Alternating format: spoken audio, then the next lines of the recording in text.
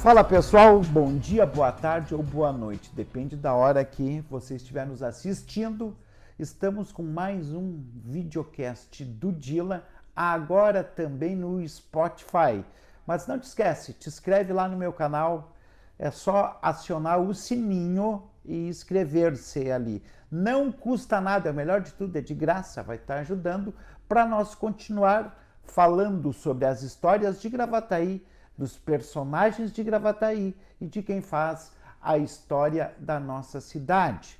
Hoje eu estou aqui com a psicóloga Andréia Carvalho. Antes de tudo, Andréia, eu quero te agradecer por tu disponibilizar um pouquinho do teu tempo para me prestigiar, me dar a honra de estar aqui conversando contigo, para a gente conversar um pouquinho sobre o comportamento humano, esse mundo que era antes da pandemia, que agora é um outro, pós-pandemia. Os consultórios de psicologia começaram a ter muito mais gente, também para as pessoas entenderem que psicólogo, a gente quando vai psicólogo, a psiquiatra não é porque a gente é louco, porque na maioria das pessoas ainda acham, tem esse pré-conceito sem conhecer. Então, muito bom dia, boa tarde ou boa noite, muito obrigado por me receber aqui. Imagina, um convite honroso, obrigada eu, né, por estarmos aqui. É uma honra, né, estar aqui participando desse vídeo e eu espero aí contribuir, né, com o pessoal, com a sociedade, aqui com Gravataí. Como é que começou? Me conta um pouquinho a tua história, assim. Como é que começou? Eu vou ser psicóloga. Ah, é dom? Tu tentou outra faculdade? Tu tentou fazer outra coisa? Não, isso aqui não é a minha área. Porque isso acontece muito, Sim, né? sim. Ou tu sempre quis ser, não, eu vou ser psicóloga, é aqui que eu me achei. Na verdade, as minhas amigas, né, já falavam, ó, tu tem um perfil de psicóloga, por causa da escuta, do acolhimento, né, da amizade, enfim. Mas isso foi bem depois, sabe, que eu tentei várias outras profissões, assim, né, eu trabalhei com vendas, fui gerente de vendas, fiz um pouco de radiologia, não concluí, fiz turismo, não concluí, até que a psicologia me achou. Porque eu também precisei de psicólogo, né? Então, não fui fazer o curso para me tratar, porque muitas pessoas acabam indo para o curso para fazer um autoconhecimento, para se tratarem, não é o melhor, não é o mais indicado. Mas ao estudar, ao ler, eu comecei a me ver na psicologia, trabalhando, ajudando. E eu sempre dizia, eu quero fazer psicologia porque eu quero ajudar muitas pessoas. Então, esse foi algo que demorou um pouquinho, né? Porque eu me formei, hoje eu tô com 41 anos, né? Eu me formei em 2016, né? Faz pouco tempo. Mas a psicologia, ela me encontrou. É que tudo tem o tempo na vida da gente, né? Às vezes a gente demora para encontrar aquilo que quer fazer, para se achar na vida, como Sim. a gente costuma dizer. E qual é o tipo de pessoa que pode ou que deve procurar uma orientação psicológica? Pega dos teus clientes, daquelas pessoas, dos teus pacientes que tu atende, assim, qual é o perfil da pessoa que necessita de estou precisando? Tá. É uma pergunta maravilhosa, mas bem complexa, né? Então, assim, toda pessoa que tem um sofrimento, né, a gente comenta assim a respeito da intensidade e da frequência do sofrimento dela, tá? Tem situações que são, né, faz parte da vida. A vida, a gente diz que é uma montanha russa. Nós não estamos sempre bem, né? Tem a tristeza, nós fazemos parte nós temos emoções. Então, agora, quando existe uma tristeza, ela não é uma depressão. Todos nós temos momentos de tristeza. Agora, quando a tristeza se torna muito frequente e um grau exacerbado, é momento de procurar ajuda. Não somente a tristeza. No momento que a pessoa também quer, talvez, fazer um autoconhecimento, já é mais difícil, tá? As pessoas geralmente procuram quando realmente estão sofrendo.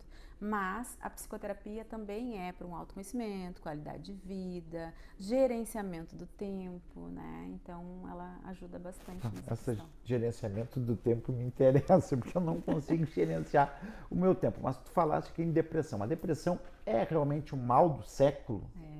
Sim, e a ansiedade também. É um mal do século. Depressão não é frescura, não é falta de fé. Depressão é uma doença legítima. tá? E estudada cientificamente, estudada e comprovada. Então é preciso sim buscar ajuda médica e ou psicológica ou vice-versa, dependendo dos casos, tem depressão leve, média, né, moderada e grave. Então, qual é o sintoma, Andréia, que a pessoa começa a se perceber?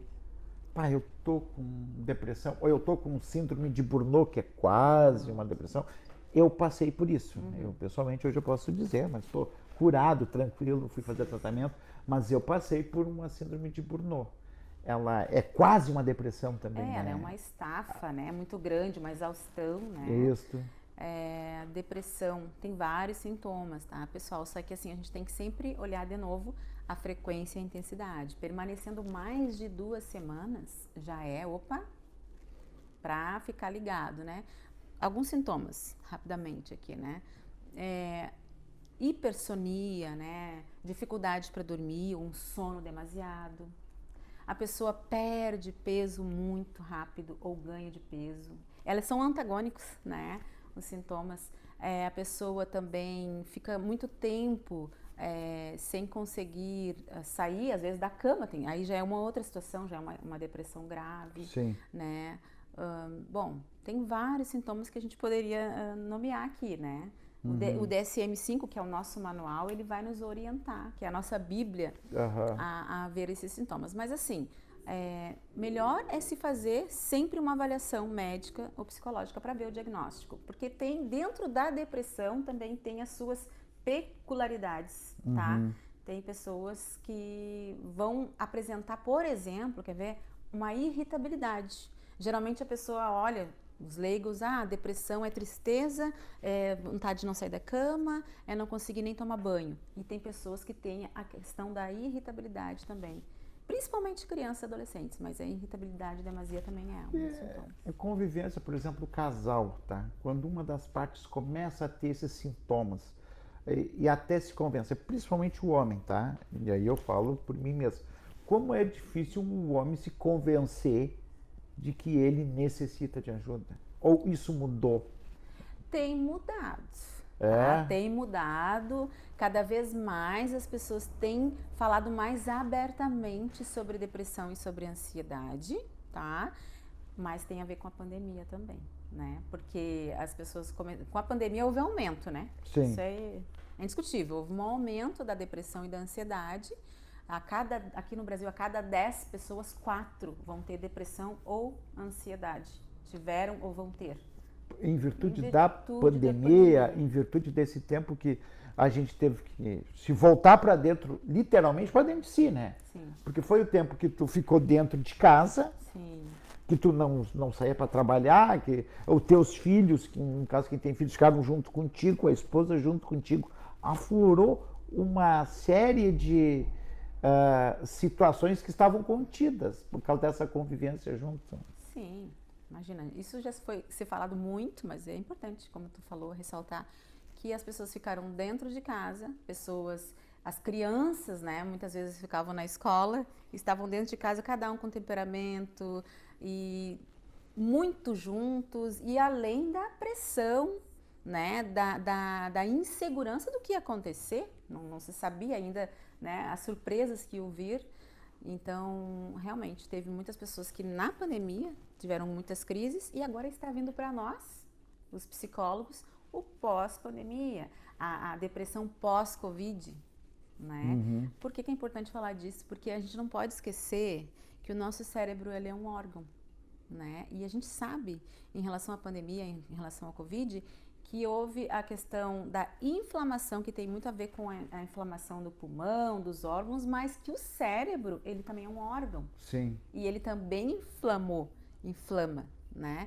Então, mesmo aquelas pessoas que não foram entubadas, mesmo aquelas pessoas que não tiveram uma Covid muito, um grau elevado, não chegaram a ir para o hospital, a ficar internados, teve muitos casos, e agora eu falo aqui bem específico de pacientes meus, que depois do Covid, passaram, já estavam bem, ainda teve questão de o pós-Covid, de muita fadiga, cansaço, falta de energia, que se mistura com sintomas da depressão. né? E o cérebro, ele inflama. Tanto é que, por exemplo, um dos sintomas do Covid é a perda do paladar e do olfato. Sim. E o paladar e o olfato nada mais é do que uma extensão do cérebro. É um nervo ali, né? Que tem a extensão do cérebro. O cérebro adoece, então ele inflamou. Então, tem tudo, é tudo ligado. E mesmo, tudo ligado. E mesmo quem conviveu com isso, né? Mesmo quem teve que lidar com essa situação, porque teve algum familiar, teve um parente, o cuidado dentro de casa também. Sim. Mesmo quem não teve, também precisou, olha, vou melhorar. Sim. Ao mesmo tempo que teve uma dificuldade grande, assim, das famílias, dos casais e muitos divórcios, né? Sim. Muitas brigas. Quantos casais eu mesmo, assim, conheço que nessa pandemia foi o estupim, né? Foi por causa disso que a gente estava falando anteriormente, de estar tudo na mesma casa, todo mundo apreensivo, a estresse pegando, né? As emoções afloradas e não souberam lidar. Faltou resiliência, enfim. Mas também, por outro lado, teve casais que se fortaleceram, aprenderam a conviver com a diferença um do outro. Exatamente. Porque a gente tem diferenças, né? O casamento tem diferença. Aproveitaram, na crise, a gente sabe disso, aproveitaram a crise para crescer como casal, como família. E eu tenho também visto muito isso também, de amigos e conhecidos. Tu também tem especialização em psicologia do trânsito. Sim, eu atuo na clínica aqui onde nós estamos, né, presencialmente, online, e sou psicóloga do trânsito.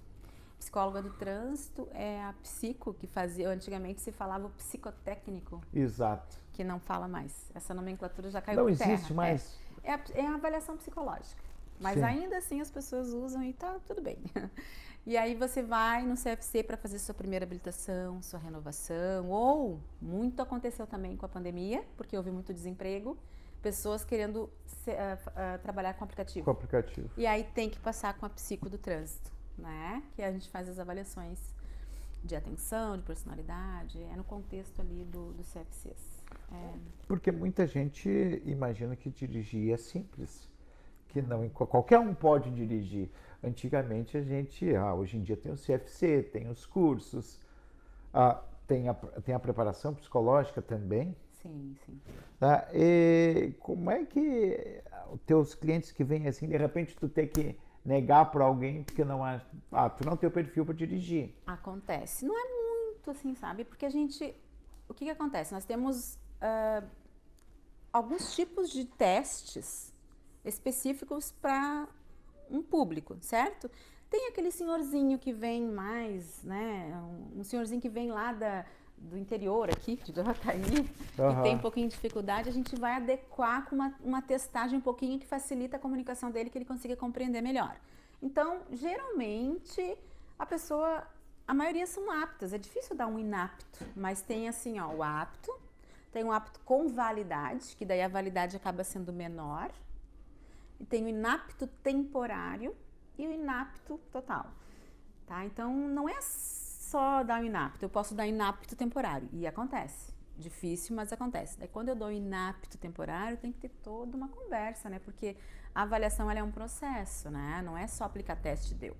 Eu faço os testes ali com ele, eu aplico em grupo, depois tem a entrevista individual, eu sinto, né? Eu converso com o condutor.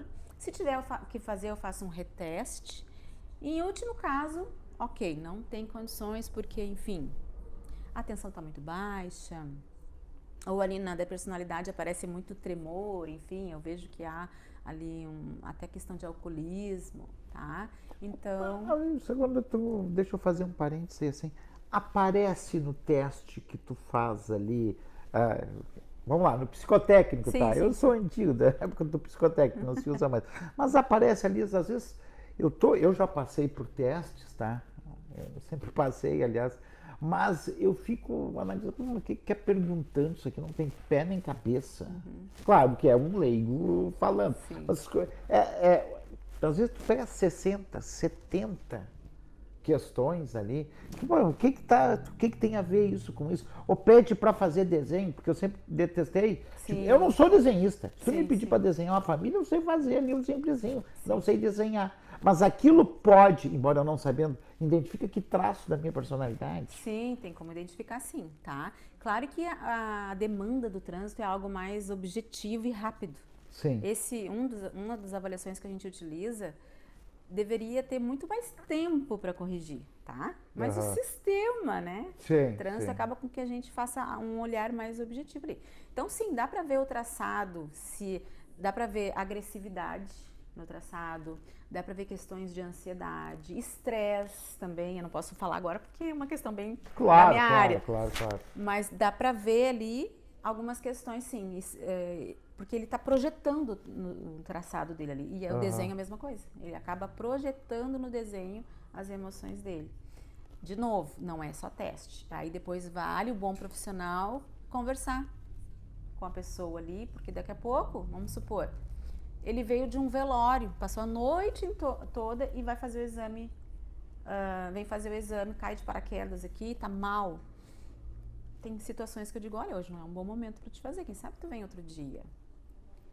Ou nem me fala, no final... A situação, por exemplo, pode... Antes de eu fazer um teste desse, a situação que eu vivi na minha vida particular, ela pode me afetar na hora? Pode, com certeza, pode sim.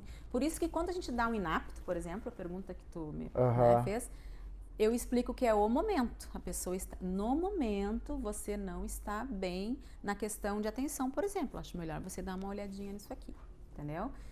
E aí ele vem dali, acho que 2 semanas, dá para remarcar um reteste, faz de novo com outro profissional, daí para ter um outro olhar, enfim, pode escolher um outro CTC, né?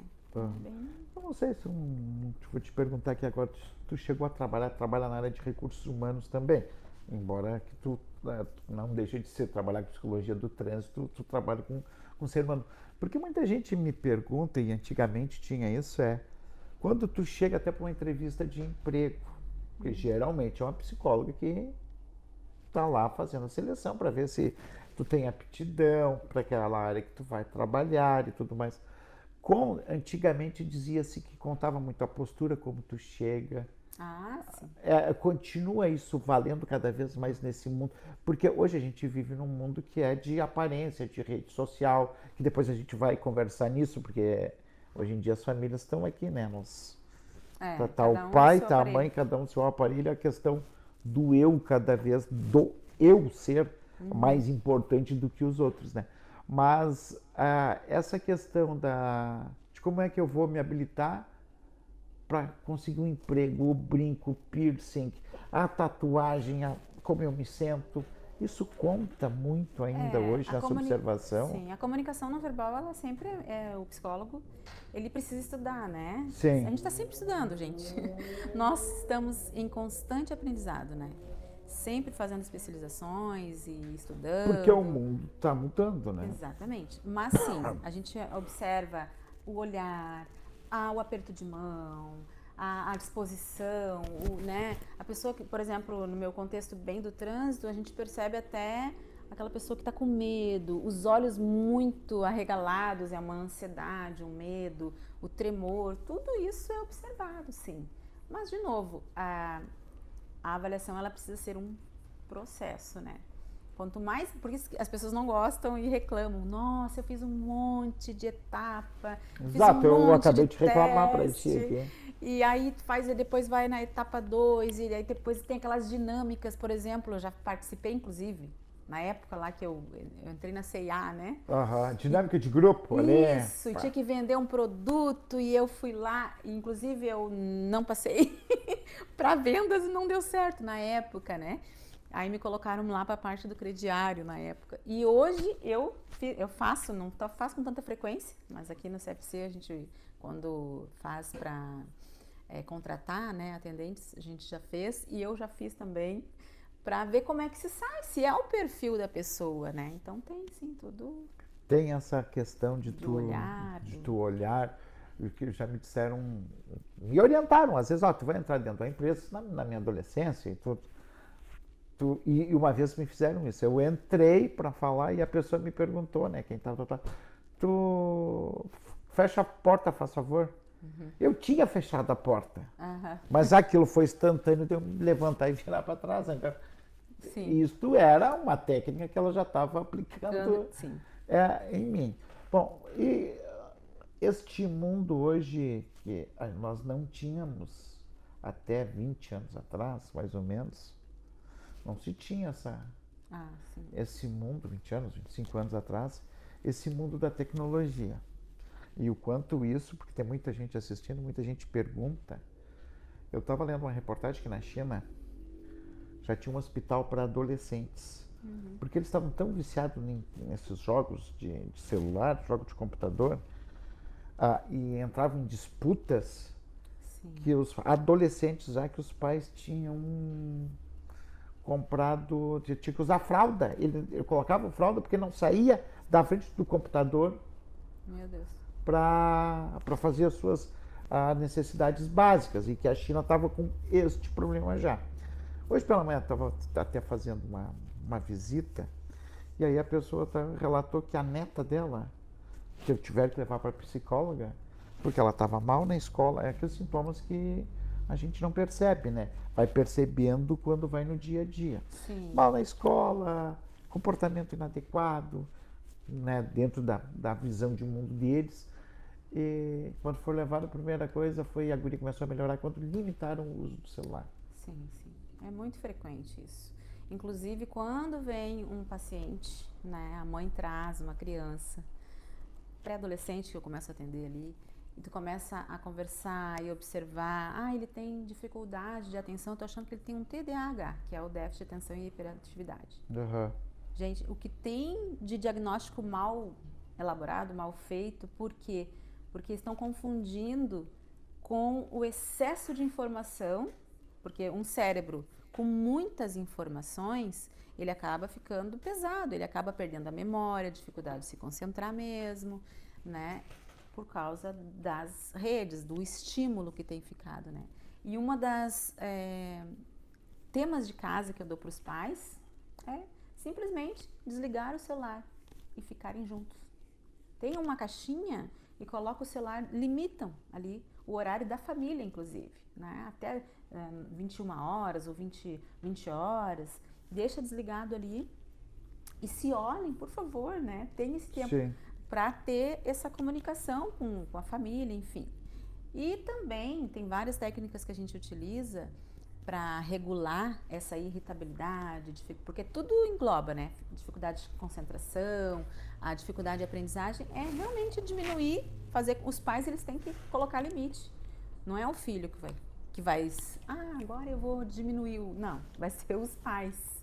É compromisso dos pais de diminuir, de pedir para eles, né, ter esse controle, senão é muito estímulo, gente, muito estímulo, muita informação que dificulta sim na aprendizagem, aí a ansiedade, a mente acelerada, aí vai responder lá nos estudos, né? Sim. A agressividade também. Eu pego como exemplo, eu sou um dependente do telefone. Olha, a vida, né? A vida da gente está aqui. A minha vida está aqui. Eu tenho outra função pública, mas eu sou extremamente dependente desse aparelho aqui. Eu não saio de casa. Já cansou de acontecer, eu saio esquecer. Estou na esquina de casa. Já está tremendo. Volto para pegar o telefone que deixei, ele tem que estar ligado. Eu não consigo desligar o telefone. Nem à noite? Nem à noite, o telefone fica ao lado. É complicado. Porque alguém pode me ligar, alguém pode estar precisando, quem tem família. Então eu pego como exemplo da dificuldade. Como é que eu lido com isso? Então, bom, vamos conversar, vamos fazer. Vou ter uma consulta. Estou no divã aqui da doutora Andréia. Então, é um desafio, mas realmente, pessoal, eu sempre comento, vamos fazer uma higiene mental. O que é higiene mental? Boa pergunta. O que é higiene mental? A gente faz higiene pessoal, né? Pessoal, acorda, lava o rosto, casa, escova os dentes, faz enfim, tudo. Mas não faz higiene mental. A higiene mental pode ser à noite e pela manhã. Higiene à noite, pelo menos 2 horas, dica de ouro. Antes de dormir, desligar o telefone. Como assim? Mas é importante. É importante desligar, botar no modo avião, sei lá, para desconectar ali, para o teu sono ser reparador, descansar. Ter uma outra fonte, de repente um telefone fixo. Se for urgente, vão ligar. Porque a notificação não para, né? Não para. Não Quem para. tem função pública, Grupos, então? E aí vão te colocando tudo que é grupo, porque é isso, aquele outro. E de manhã, a higiene mental pela manhã é fazer uma respiração. Quem é que para respirar, gente? Já sai correndo. Eu acordo de manhã, a primeira coisa é pegar o telefone. É a primeira coisa que eu faço. Pode ser feito, mas antes é importante, sim, uma respiração, uma meditação, uma oração, se você tem fé, enfim, para depois, né? Antigamente eram os e-mails, né? No computador, no notebook, hoje é o nosso celular. Hoje o computador está aqui, tu acessa tudo por aqui, tu paga a conta por aqui, tu faz tudo. Aí tu está esperando também tudo pelo telefone. Muita gente procura para tentar se livrar dessa dependência. Exatamente assim, não. Não, por esse caso... Pois, não procura porque não se deu conta que está dependente ainda? Sim, aí vem com uma outra demanda. Por exemplo, falar em algum momento aqui, a falta de gerenciamento do tempo. Do tempo, eu não tenho. Por exemplo, meu tempo é sempre apertado. E aí a gente começa a conversar. Como eu sempre digo, eu não vou dizer o que tu tem que fazer, mas a gente vai pensar, nós vamos pensar juntos e vamos, né, conversar, estabelecer alguns limites para ti. E a pessoa, né, começa a se dar conta que está fazendo o uso excessivo. Aí a gente chama que é o insight, né? Sim. Vai tendo os insights, tô usando demais. Aí tem toda uma ferramenta, né, para a pessoa perceber que não está priorizando o que tem que ser prioridade na sua vida, tá usando muito trivial, tá achando que tudo é emergência, né, sendo que na verdade não é trivial, é coisa que dá para ser feito depois. Então tem todo um trabalho, né, por trás disso. Antes eu comentava contigo aqui que essa pandemia e assim, depois que eu fiz 50, e aí virei agora para 51 de idade, eu comecei a me dar conta hoje da finitude do ser humano. Porque eu perdi bastante amigos à minha volta. Quando eu percebi que as pessoas que antes eram, né, meu exemplo, elas estão sendo. Há uma geração de artistas e de quem eu acompanhava de música, quando tu vê, estão sendo já, porque é a finitude do ser humano. Quando tu começa a te dar conta dessa finitude, tu está começando a melhorar, para aproveitar a vida. Eu acredito que sim. Quando a gente começa a perceber, tem uma palavra que diz isso, né? Que é melhor tu estar num velório, em outras palavras, do que numa festa. Uau, mas que coisa mais triste, né? Deprimente, mas... Por quê? Porque na festa a gente tá eufórico, tá rindo, tá tudo bem. Tu não pensa que um dia... Não pensa na finitude. Não pensa. Agora, quando tu começa a ter mais contato com pessoas que estão se indo, tu começa a perceber, né? Um pouquinho mais do que tu tá fazendo da tua vida, do teu tempo, né? Se tu tá querendo... Se tá deixando um legado para os teus filhos, para a próxima geração... Então, eu acho que é sabedoria, isso é com o tempo mesmo, né? Se aprende mais na derrota do que na vitória, né? Tristeza. E falar de tristeza no mundo atual, não. Hoje, o que é o aplauso? É o prazer, é o sucesso, é o maravilhoso. As palavras é tudo assim, né? Maravilhoso, extraordinário. E a gente tira pelas próximas redes sociais. Sim.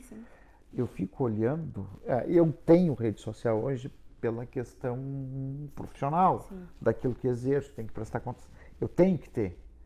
Mas se em outra situação, eu não teria metade das redes sociais que tenho hoje.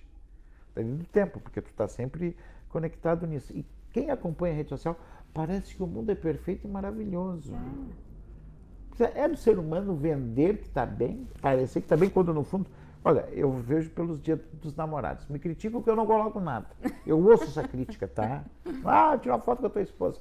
Mas o que eu vejo de gente que pinta só ali... Só na hora. Né? Só na hora? Não, isso não me serve. Sim. Né?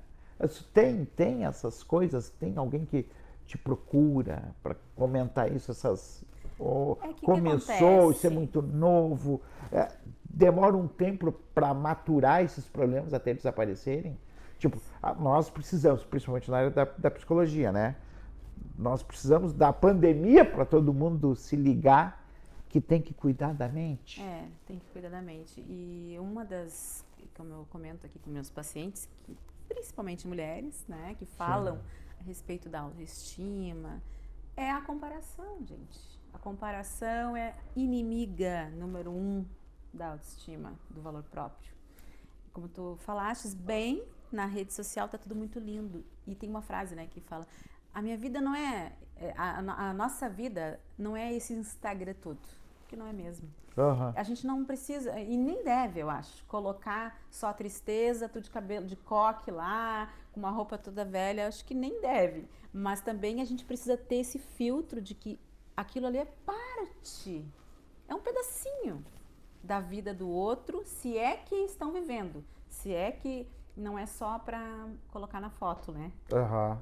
E, enfim, então isso é, aqui no consultório, principalmente com mulheres, a gente vai trabalhando, sim, a não se comparar tanto, a diminuir o uso das redes, a deixar, sim, de seguir algumas pessoas que te fazem mal, né?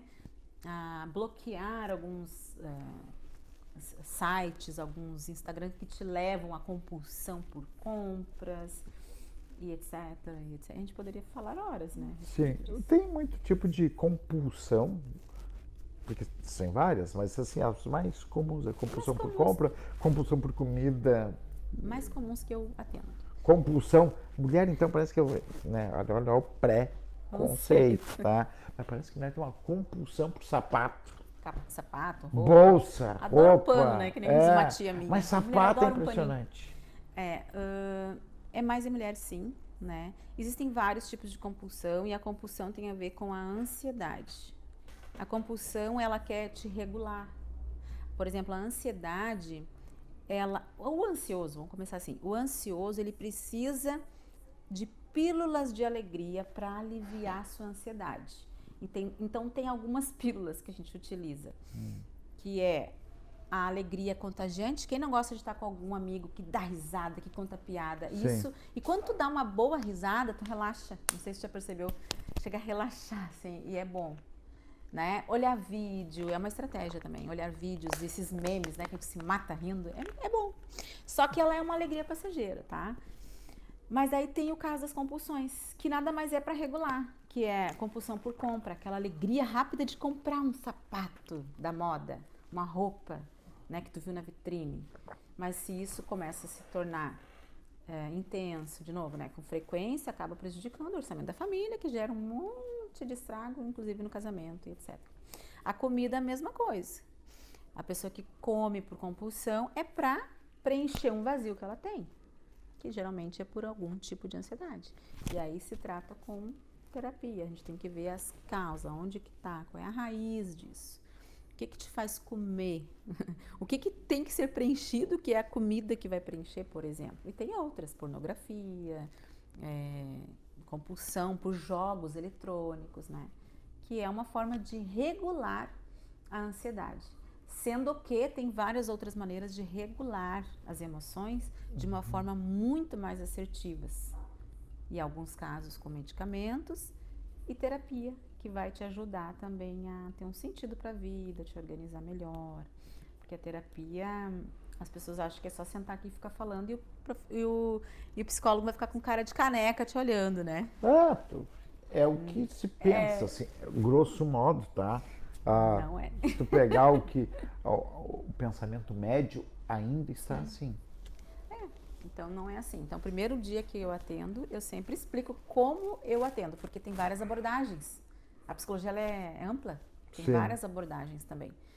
E tem o psicanalista, que é uma questão mais de escuta, porque a própria fala, olha só, quando a gente começa a falar, até com um amigo, tu começa a organizar os teus pensamentos. E daqui a pouco algo que tu achava que era muito complexo, tu começa a perceber que nem era tanto assim, entende? Então, isso também, só que não é só isso. A psicologia tem várias abordagens, dá para se trabalhar com técnicas, com gerenciamento, com ferramentas, tema para casa, que vai ajudar a pessoa a ter mais qualidade de vida. Casal em crise te procura muito aqui ou não? Então, eu não atendo casal. Tu não atende casal? Não, embora eu fiz uma especialização, né, de sistêmica, mas eu não atendo. Eu tive que Optou, porque senão não tu dá. focou em, como tudo, não dá para fazer tudo. Não dá para fazer tudo. Aí tu foca. Até porque é demanda, né? Uhum. Cada paciente que vem, a gente acaba estudando o caso do paciente, a gente tem que se debruçar, porque imagina, é tanta coisa, né? E como é que é esse preparo? Tem que ter um preparo também para tu não entrar dentro do problema, né? Então, as pessoas falam, minhas amigas, quem cuida do cuidador? Por exemplo, tu também precisa de psicólogo, do psiquiatra. Exatamente. Eu falo para os meus pacientes, né? Para os meus coaches, porque eu sou coaching também, né? Eu falo, olha, eu já estive desse lado aí e eu acho importante estar. Inclusive, quem, né, faz psicologia, o indicado é fazer psicoterapia no momento que está ali se especializando, se graduando, tá? E nós, já formados, é importante ter uma supervisão, principalmente nos 2 primeiros anos, é o indicado, e um psicólogo mesmo, um terapeuta, porque santo de casa não faz milagre, né? A gente não se cuida, a gente precisa do outro. Porque tu é ser humano, apesar de tu ter a formação para trabalhar com essas, né, com os problemas da mente dos outros, né, porque são problemas, com as doenças dos outros, mas quem cuida precisa de cuidado. Precisa de cuidado. É o ideal. Porque tu tem que estar bem para atender bem, Exatamente. Né? Tu falou tudo. Exatamente. E a gente vê muitos casos de pastores, padres, pessoas que cuidam de muitas pessoas, que tem que ser forte o tempo inteiro, acabam tendo muitas pessoas, inclusive nos Estados Unidos no ano passado, teve vários casos, né, de pessoas, de pastores tirando a sua própria vida com suicídio, a síndrome de Burnout, né? Então, tem muitos casos, sim. Então, é importante ter um cuidador, cuidando, né, da gente. Tá. Então, tu atende pré-adolescente? Pré-adolescente. De que idade? 10 em diante. 10 em diante. É criança ainda. Psicologia infantil, não? Não. Não, 10 em diante. Até ali os seus 13. Aí depois... daí adulto. Ou continua na adolescência? Não, adolescente. Continua atendendo. Adolescente tu atende também? Atendo.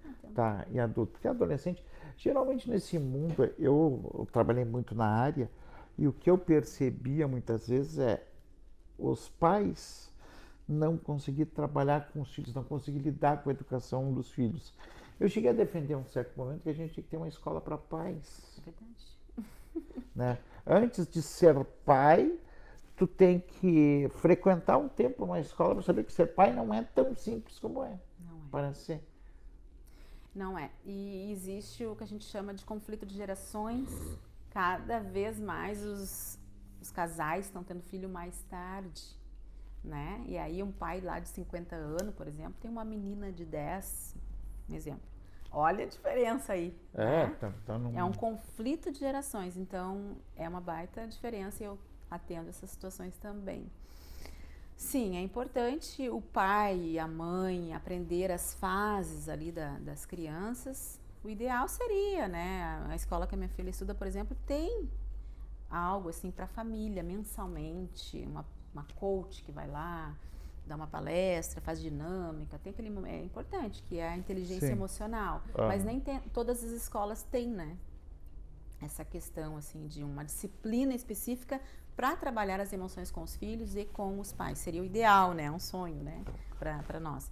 Mas é importante os pais estar sempre lendo, então, é uma dica, ler livros bons, né? Que falam da adolescência, porque o que acontece, né? Os adolescentes, os pequenos, as crianças, a autoestima dela é pautada no olhar da mãe ali, do pai. Do adolescente, a autoestima dela, o valor, a identidade dela está muito pautada no olhar dos pares, né? Então, se os pares não são bom, como é que eu vou dizer, são um bom relacionamento para aquele adolescente, a tendência, porque eles são uma época, né, que está maturando o cérebro, né, que eles oscilam muito, porque nem eles se entendem, nem eles se compreendem, que dirá os pais também, né. Então, é importante os pais estar lendo, observando e tentar, né, trazer para perto de si. Porque o que acontece também? Geralmente os pais têm a ideia que eles não querem mais elogio, não querem mais abraço. Nem tanto, realmente eles não querem, mas é importante os pais estar presentes, propiciando momentos com os filhos, trazendo a galera para dentro de casa, então, sabe? cuidando, observando com quem que andam, porque a identidade deles vai ser, sim, sempre pautada ali com quem eles andam. Sim, porque nessa época a gente está na procura da nossa identidade, né? Foi quando a gente se acha ali pré-adolescência, tudo mais. Neste mundo de hoje, também e cada vez mais se abrindo às novas famílias. Sim. E como é que tu lidas com isso?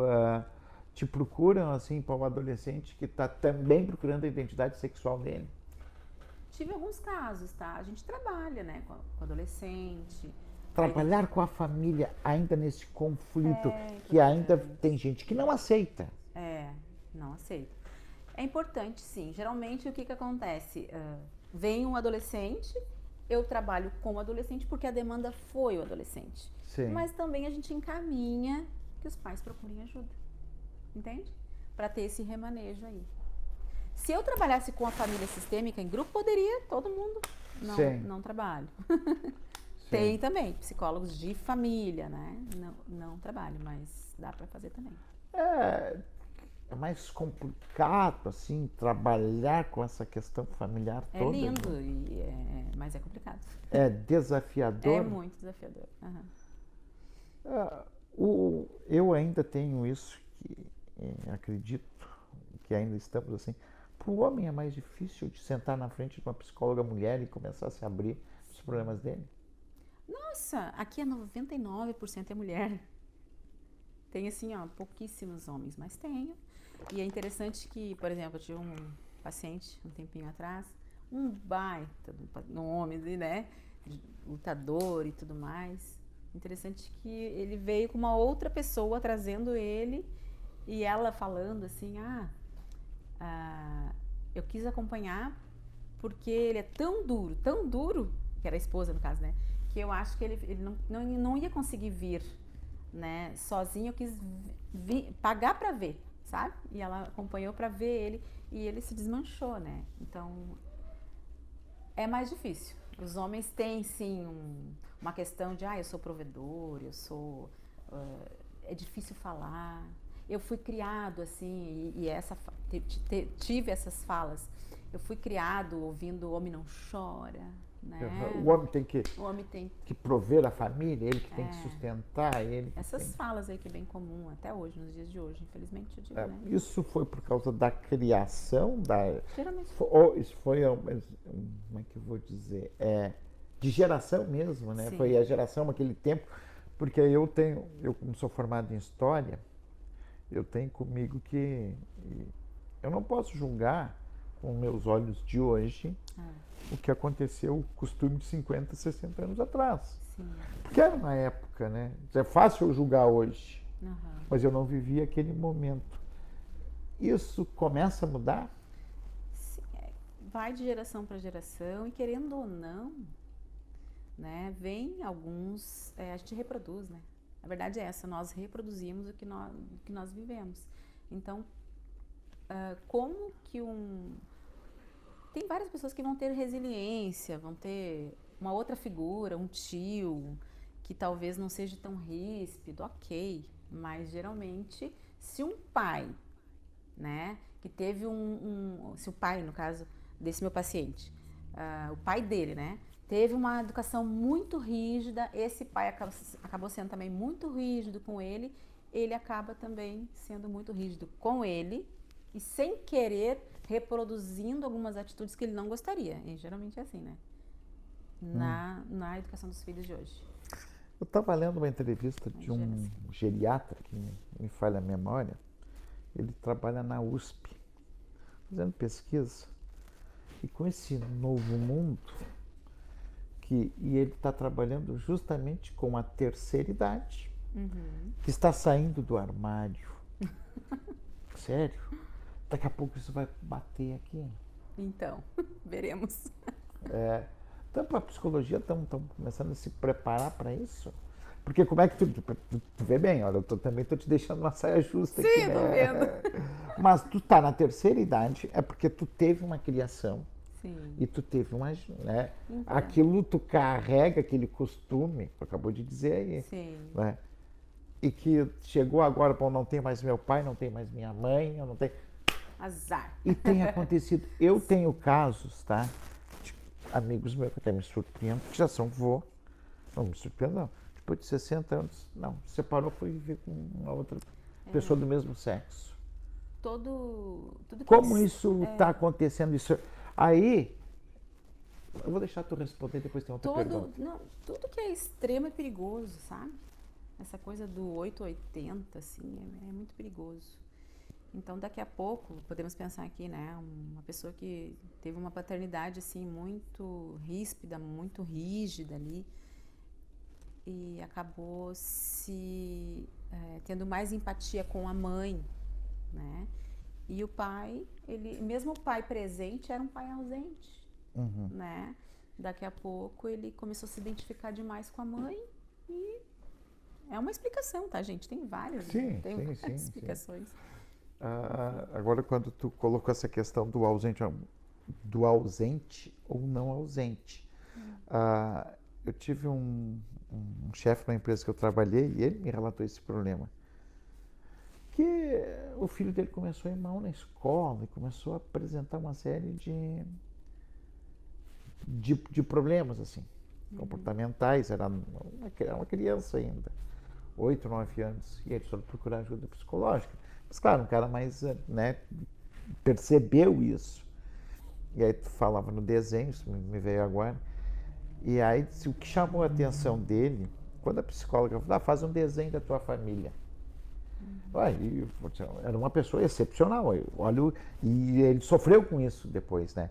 Aí o menino faz o desenho do pai, a mãe e a irmã num canto e ele sozinho no outro. Olha aí.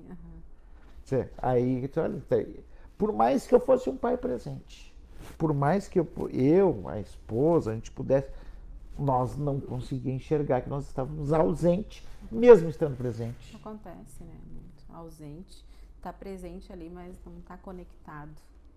E isso é um desafio para nós, para todos nós, né? É estar no presente. Tem uma metáfora. Essa criança, se não tratada, tende a ser um adulto, um adolescente, um adulto com problemas.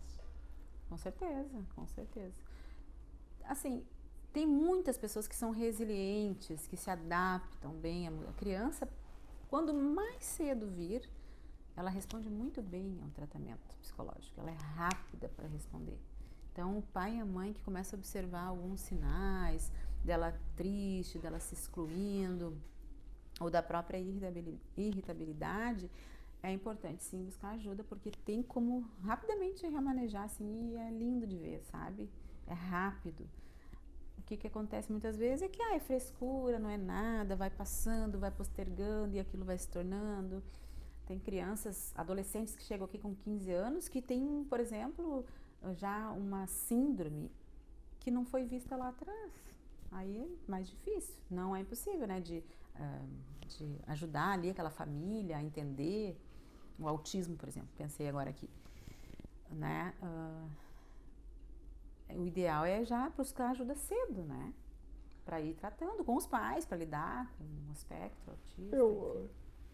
Eu fui conselheiro tutelar, tá? Então, no meu período, fui de 2006 a final de 2011. Ali a gente começou a perceber um aumento. Como aumentou esses casos de autismo? Ainda não se tem uma explicação ainda, né?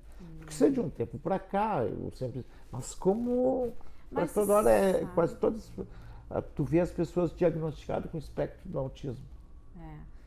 Mas tem muitos adultos aí autistas na sociedade, que é um autismo leve. Hoje agora tá dentro do mesmo espectro, né?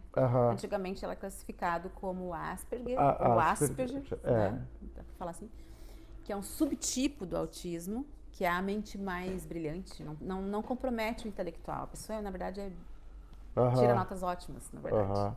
É aquele aluno, né? Só que ele tem uma dificuldade um pouco de se socializar, né? Sim. E hoje não tem mais isso. Por quê? Porque, principalmente nos Estados Unidos, a lei ficou mais fácil de trabalhar dentro do mesmo espectro. Então, autismo leve, moderado ou grave, está tudo no mesmo, está classificado como autismo, sabe? E, bom, tem aparecido mais, sim, Mas talvez se fosse visto antes, né, já poderia ir tratando, enfim. E tem muitos adultos que têm um autismo leve aí, que estão na sociedade, assim, bem, estão lidando com a vida. São ótimos, inteligentes, tudo mais. Mas... porque isso essa doença, ela não é assim, né? O diagnóstico veio de um tempo para cá, né? Sei lá, de 20 anos para cá. Talvez mais, um pouquinho. Porque não se tinha isso e até hoje também não se descobriu também como é que surge, tem muito estudo em volta disso. Mas foi só um parênteses aí na nossa conversa. Nós somos assim porque nós nascemos assim, somos frutos do meio. Então, o ambiente interfere na minha formação, porque é uma discussão que eu vejo muitas vezes numa família. Tá, mas foram criados igual, por que fulano é diferente o outro? Nós somos biopsicossocial. Como é que é? Biopsicossocial e espiritual. A Organização Mundial da Saúde, a OMS, vai dizer que saúde não é ausência de doença, mas sim um estado pleno nessas questões biopsicossocial e espiritual. Então, a parte genética é pouquinho, em porcentagem agora não vou te dizer, mas sim, o meio afeta muito, tá? As emoções, o temperamento, a personalidade da pessoa, a personalidade principalmente.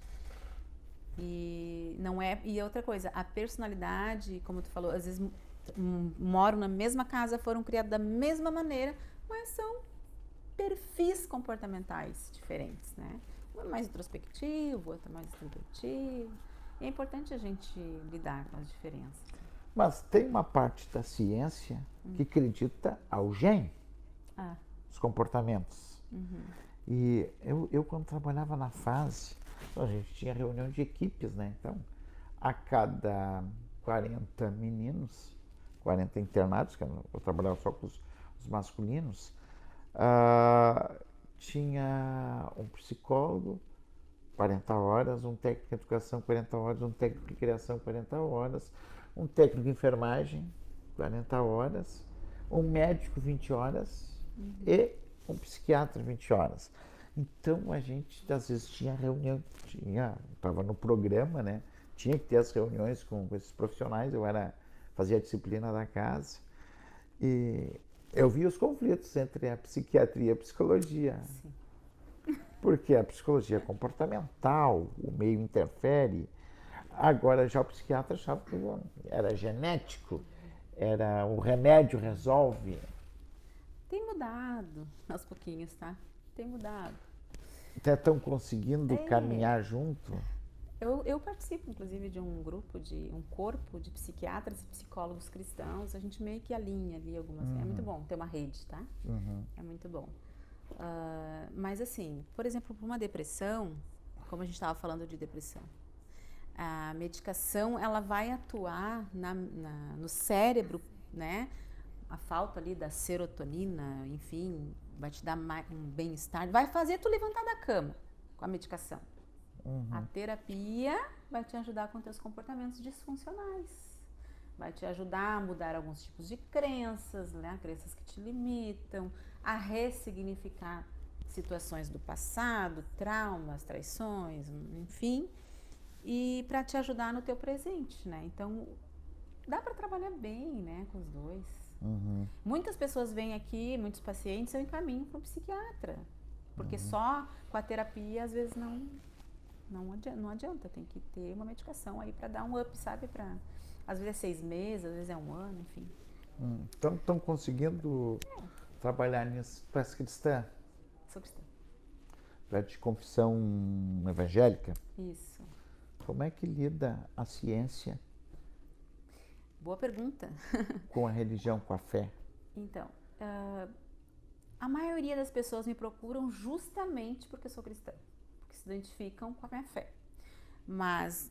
Porque a ciência e religião, elas não caminham. Então, como a gente tem várias abordagens, eu escolhi uma abordagem que não vai ferir com a minha fé.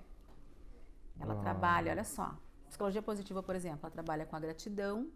Olha os pilares: gratidão, perdão, auto-perdão, bem-estar, né? O cuidado do corpo, o templo, né? O templo do Espírito Santo que a gente fala. Sim. Então, dá para trabalhar muito bem. E outra coisa, né, pessoal? A terapia, que nem eu falo para os próprios pacientes, eu não vou abrir a Bíblia aqui e orar contigo. Não é isso meu papel. Embora eu faça isso no meu secreto, posso até fazer por ti, mas lá e tu na tua casa. O que eu vou fazer aqui é ciência. A gente vai falar sobre as suas emoções e trabalhar essas questões da alma. Entende? Sim. Mas quando tu encontras, ou quando entra, agora eu quero fazer a tua opinião, porque tem confissões religiosas, tem pastores, apóstolos, o nome que se dá para o líder espiritual, reverendo de certa congregação, que atribuem um mal comportamental, muitas vezes, que precisa ser tratado, a que aquilo é o diabo que incorporou. E eu conheço casos assim. Como é que é? Qual é a tua opinião sobre isso? Minha opinião, então. Depressão, como eu estava falando, por exemplo, a gente está falando da depressão. Tem pessoas que dizem que é demônio. Exatamente. Falta de fé. Então, na perspectiva, né, no olhar teológico, enfim, tem algumas questões que vão dizer que tem a ver com o mundo espiritual, ok? Só que a depressão, ela é uma doença já estudada, ela é comprovada cientificamente, né? Sim. Então, assim, se eu observar, a gente vai trabalhando e vai, né, a pessoa busca medicação. Tem situações que já começa a ir para o campo espiritual, e a pessoa talvez fala isso em algum momento, então tá, se é do campo espiritual, bom, vai lá no teu pastor. Não sei se eu te respondi. Não, só estou prestando atenção. Por quê? Eu vou te contar um fato que eu presenciei e aconteceu comigo, tá? Eu era conselheiro tutelar e eu conto sempre essa história porque ela me marcou isso. E eu atendi um casal de adolescentes, um menino e uma menina. O pai e a mãe, eu me lembro até hoje, olha isso, eu fui criado na fé, até o pastor falar comigo, inclusive, criado na fé, como é que eles saíram? Que eles saíram assim. O menino com a alma de menina. E a menina, a irmã, com a alma de menino. Então eles eram, né? Ele era a menina e a menina era o menino. E a família não conseguiu lidar com aquilo. E foi muito difícil, eu até não sei como é que foi, porque eu terminou meu período no conselho, aí ficou para outros colegas, quem me sucedeu depois, tocar. Cai esse caso, como é que tu enxerga entre a tua ciência e a tua fé? Porque a fé, quem é de religião, quem tem a sua crença, pelo menos o que eu tenho acompanhado por aí, as confissões evangélicas não aceitam isso. Como é que fica a Andréia nessa história? Bom, a Andréia vai trabalhar com a ciência, né? Com a ciência. Ele vai vir aqui, o aluno, o paciente, enfim, eu vou trabalhar com a identidade dele, autoestima, personalidade, que ele gosta, que ele não gosta, tá? Se é uma questão que foge ali... Mas aí não é a tua crença. Não. E tu consegues trabalhar assim, sem misturar? Sim, com certeza. Com certeza. Eu tenho a minha crença, né? Sim. A pessoa não necessariamente vai ter a mesma crença. Embora a maioria, como eu falei, a maioria das pessoas que me procuram são cristãs. Casos assim, teve 2 casos até hoje, tá? Mas que foram muito tranquilos e a moça acabou ressignificando. Na verdade, o que aconteceu com a moça, que era cristã... Isso pode... Ela começou a entender que era uma questão com a mãe. Ela tinha lá umas questões com a mãe, ressignificou, teve perdão, teve cura e passou. Era uma fase que ela estava achando que já era homossexual e não era uma dificuldade ali com a mãe. Tu sabe que uma vez eu entrei num atendimento de uma colega minha que estava conversando atendendo a mãe, se queixando com relação à filha e tudo mais. E eu entrei. E até então a menina não tinha falado. Aí quando eu entrei, esse que é o conselheiro de Lamar e tudo. E estava naquela discussão. E aí quando a minha colega foi se dirigir à menina, conversar, para atender, para dar o melhor encaminhamento. E ela assim, contigo eu não falo, mas com ele eu falo. Pronto, matei a charada. O conflito era com a mãe, que ela acabava reproduzindo também para minha colega que estava ali. Mas tu consegues trabalhar bem essa questão aí de não misturar a tua crença? Com certeza. É antiético até, né? Sim. Fere o nosso código de ética, entende? Então eu vou trabalhando, a gente vai trabalhando o que cabe a nós, psicólogos, dentro do nosso código de ética, né? Passando disso, daí se há uma questão, como tu falou, algum momento espiritual, encaminha lá para o pastor. Mas é bem... Não sofresses nenhum tipo de dentro da tua crença lá, alguma retaliação por isso, por outro, ou porque tu escolheu a tua profissão tem a ver com a ciência, nada disso. Se eu sofri, é muito, não chegou até mim. Não chegou nem. Eu te faço essas perguntas, Wander, não é porque eu conheço casos assim, tu entendeu? Então, para as pessoas verem que eu acho que a gente tem que desmistificar, eu acho que exatamente isso que tu falou, cada um tem a sua fé, a sua crença. Bom, mas aqui a ciência, eu tenho que trabalhar com ela. Com a ciência, exatamente. Com a ciência ali. Então, eu acho muito legal a pessoa conseguir separar bem isso, né? A ciência da fé. Eu tenho as minhas crenças também e tenho que separar. Eu vou muito lá no Médio Marlon Santos, em Cachoeira do Sul. Eu vejo coisas lá que tem que ter fé para acreditar, né? Sim. E esses dias eu estava um médico lá. O médico olhou para mim. Lá ele opera, ele faz... E tem o relato das pessoas, para quem quiser ver, né? Mas o médico me disse assim, ele estava sentado do meu lado. Rapaz, eu estudei 6 anos na faculdade de medicina, hein? Mas respeita, né? Foi lá, olhou, viu que não é medicina. Então, e a pessoa, né, que recebe o espírito não é médico, então. Mas é dentro da crença de cada um. Mas, Andréia, eu quero te agradecer. Já passou 1 hora nós conversando aqui, ó. Tu viu como vai rapidinho? Mas eu quero que tu deixe o teu endereço aqui, as tuas especialidades. Nós também vamos colocar ali também lá na... Então, pessoal, obrigada, agradeço mais uma vez pelo honroso convite, um prazer mesmo, de alguma maneira ter contribuído aí, né, nesse videocast. Eu atendo aqui na Avenida Dorival Cândido de Luz de Oliveira, 2873, ao lado do CFC Carlão, na Parada 74, em frente ao Big, bem fácil de encontrar. Trabalho online também, sou coaching, tá? E tenho algumas especializações em neuropsicologia, neuropsicopedagogia, em EMDR, que é um trabalho... O que é esse? O EMDR, a gente trabalha com os movimentos oculares para descongelar traumas, fobias, medo de dirigir, pessoas que têm fobias. A gente trabalha com o aparelho, tá? Bem interessante.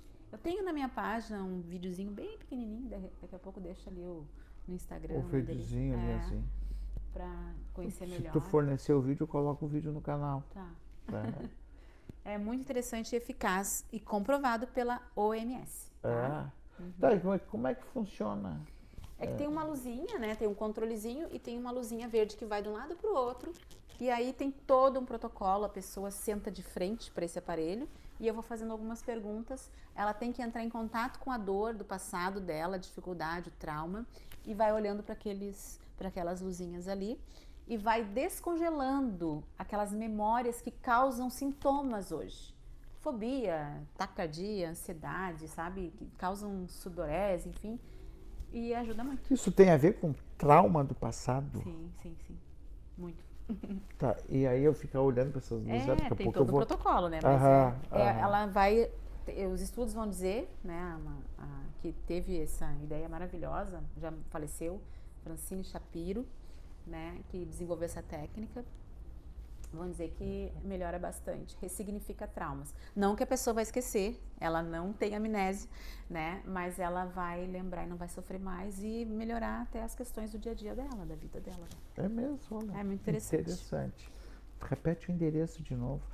É muito caro uma consulta, um tratamento? Uma boa pergunta, né? Porque hoje em dia ninguém tem dinheiro sobrando. É investimento. É o investimento. Entra em contato comigo que a gente conversa. Dá para fazer aí um pacote, trabalha por Facilita? Facilita. Tem negociação com a doutora? Tem negociação.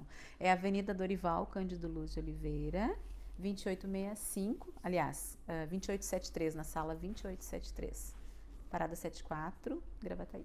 Teu Instagram também, pode deixar ali, eu vou deixar embaixo ali. Andreaccarvalho.psicóloga. Vai ficar na descrição também ali. Então tá, pessoal, valeu. Esse aí foi mais um episódio, mais um videocast do Dila, que também está no Spotify.